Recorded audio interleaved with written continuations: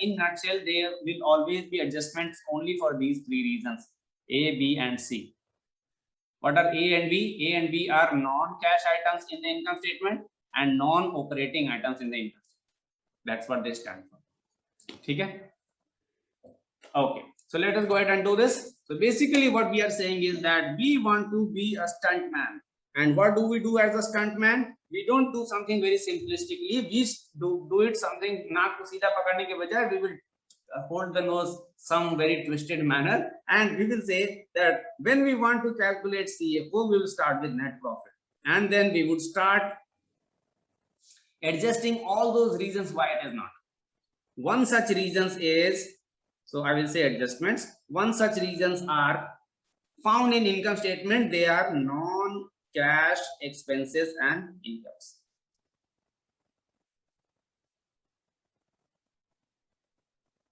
Next type of reasons could be, they are also very simple and intuitive. Basically, next type of reasons could be non-operating items.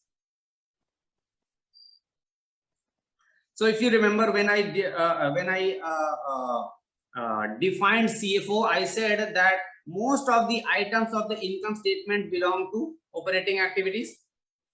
Now, what are the reasons, or what are the items which don't belong to operating activities?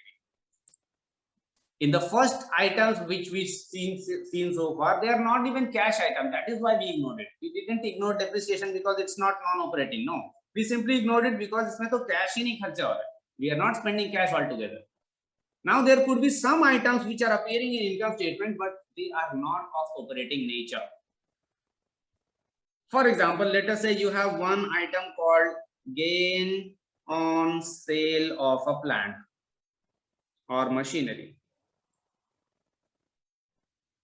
You can have a gain on sale of plant or machinery. Similarly, you could have loss on sale of plant or machinery, and that number should come in the income statement. Let us say how did we just now, we are done with the doing the long-term asset. He said, let us say you have sold a machinery for 30 lakh rupees and its closing book value was only 25 lakh rupees. So we would have a 5 lakh gain, and this gain will go in this year's income statement. Now the problem is that machinery's purchase and sale should be talked about in CFI and not CFO. That is why what we want to do is that we want to remove their effect as well. We want to remove the effect that there was a gain on sale of machinery. Let us say in the same account example that we had sales of 40 lakhs, we had COGS of, let us say, minus 20 lakhs, and we had depreciation of 5 lakh. Apart from that, we have a gain on sale of a machinery of 3 lakh, positive 3. And that is how we have a profit of how much? Let's say 18 lakhs. So basically, in this profit, there are two items which do not belong to CFO. One item is because it is a non-cash item, and one item is that it should go somewhere else. It shouldn't go in the CFO. Right? When you purchase or sale of machinery, we have already defined this, that they should be talked about in investing activity and not in operating activity. So basically, this also doesn't belong here. So we need to adjust for this. So again, which is increasing my profit by 3 lakh. How would we adjust this back? Gain ka value ko udana hai. If we want to remove the value of the gain from this 18 lakh of profit, what do we want to do? Add or subtract 3 lakh? Decrease it. We will reduce. Subtract. We will subtract.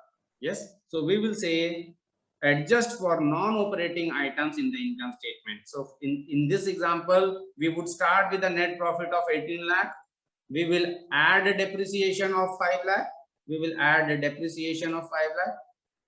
And we will subtract our gain on disposal of machinery, negative 3 lakh. Okay.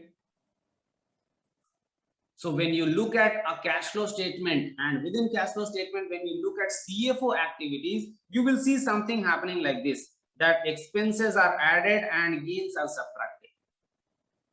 If you understand the reasoning behind that, then you will not be shocked.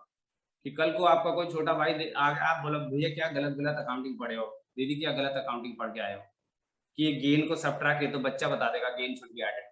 No, the reasoning is that this we want to reverse its impact because this number should be brought to another heading called CFI. It belongs to CFI, it doesn't belong here. Fine. Let me give you one more example. One more example is that let us say yesterday, or by yesterday I mean in the last class, we had also done a small discussion about how do you treat about interest income and expenses. याद है interest income और expenses में debate किया था. So I said that some accounting standard may give it to you by rule that interest income should only go into CFI and interest expense should only go into CFF. Excuse me. Let us say we are preparing our cash flow statement using Indian accounting standard, and there is one more line here in the income statement called interest income. Interest income of rupees, let's say 2 lakh. After this, my profit would be looking like 20 lakh rupees. Now I have one more problem. Why? Because according to the accounting standard we are in, this interest income should go into CFI.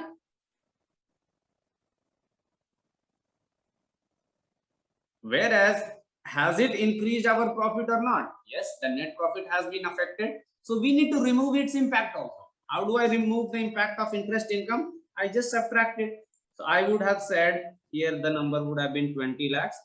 So I would have said subtract interest income, subtract 2 lakh here. And whenever you do these adjustments, that is non-operating adjustments, always remember to bring it to whichever division they belong to. When we adjusted for these non-cash items, we didn't need to bring it anywhere because usme to cash gaya hi nahi, you haven't spent any cash. But you may have gotten some cash impact in these items. So when you are doing this adjustment, you removed them from CFO, but they belong somewhere else in the cash flow statement itself, right? So do not forget to bring them there. Life is getting more and more complicated, but you have to do this. Okay, basically we said there are two reasons of differences so far. Difference number one is non-cash items. In non-cash items you didn't spend cash, that is why there is no need to bring them anywhere. But there is one more reason of adjustment which is non-operating. It is non-operating but cash item, so do not forget to bring them wherever they belong. So these two belong to CFI. So in CFI we would write these two items. One is sales of machinery or whatever was the item, and one would be interest income. तो यहाँ पे लिख देना positive 2 lakh rupees, and in sale of machinery only gain would not have been the cash you would have received, right? Gain के साथ कुछ और भी मिला होगा. Let us say we took this example here, पता नहीं delete कर दिया मैंने. Something which was worth rupees पता नहीं कितने का कितने में बेचा था. Okay, let's see, 3 lakh of gain, right? I'll assume it now. Let us say the cash, the book value of the asset was 20 lakh, but we sold it for 23 lakh, and that is how we were getting a 3 lakh of gain. Okay, the example is, let us say there was an asset which was worth rupees 20 lakh, you sold it off for 23. That is how you would get 3 lakh again. So I am saying when you transfer this interest, you transferred the exact 2 lakh rupees. Okay, so by interest you got 2 lakh rupees, but by sale of the asset did you get only 3 lakh rupees? No, you would have gotten the remaining value also, right? So write the entire amount, entire 23 lakh rupees. Okay, right now just try to understand the logic. I will also show you the methodical way to write this up, so that इतना याद नहीं रखना पड़ेगा, अरे ये इधर लिखा कि नहीं वो लिखा कि, ठीक है? Right now just try to get the logical treatment. Once you get the logic behind the treatment, then I will tell you the method separately. What is the logic? Logic is so far as follows. We are doing things in a complicated manner called indirect method. What do we do there? We start with net profit and start adjusting net profit for all the different reasons why it is different from CFO, in our attempt to convert net profit into CFO. Now these reasons can be in three classifications. One is go to your income statement and find if there are any non-cash items and reverse their effect. Point number two is go to your income statement and find out if there are any non-cash items and reverse their effect as well. For non-cash items, do not forget to bring them in CFI or CFF wherever they belong. Okay, we'll take a pause here. यहाँ तक कोई question? समझ में आ रहा है? Okay. Now last bit of difference. This is the only thing. If we adjust, then our CFO will never be any different from net profit. That means we would have converted net profit from to CFO. Okay, go ahead. Question, Bharat. Sir, this non-cash, non-operating, all this we are anyway writing in CFI and CFF, right? So why are we again considering it in CFO? Here we are removing its effect. We are removing its effect from here and we are bringing it where they belong. So you देखो interest income where when I have written it here, I have written it with what sign? I have written a positive number. But why we have written it here? We have written it here not because interest income took 2 lakh rupees from us, but only because when we wrote this net profit 20 lakh, it was after showing an effect of interest income of 2 lakh rupees. ये अगर 2 lakh रुपए का profit नहीं होता यहाँ पे, your profit would have been slightly lesser. Look at this number. So now we are saying that we want to reverse its impact. अब ये 2 लाख का प्रॉफिट का इफेक्ट को how do you reverse the impact of 2 lakh of profit? You subtract it. So the reason of this number is we want to reverse the impact, and the reason of this line is that now we want to write it where it belongs. Okay, it's almost like, let us say Bharat and Himanshu are two salespeople in my company. They are reporting whenever in a lot of companies, whenever a sale happens, you also write the salesperson's code, right? So that it goes to the credit of whoever was the salesperson. Let us say some sales happened and I have written the total sales. Later on, I got to know that one of the client who belonged to Himanshu actually by mistake ended up writing Bharat's code. Then how will I correct my numbers? I will simply subtract it from Bharat's number and I will write it in Himanshu. That's what I'm going to do. That's all it is happening. That these numbers are appearing or they have affected Bharat's number, which is net profit here. But they belong to somebody else, Himanshu's number, which is CFI here. So I have removed it from here and written it where it belongs. That's what I have done. Okay. The first items were not even cash items, so they don't belong to anywhere in cash flow statement. So when I wrote these, I don't need to bring them anywhere else. But when I wrote these, I just removed it from here and brought it wherever it belongs. Okay? Life is complicated enough.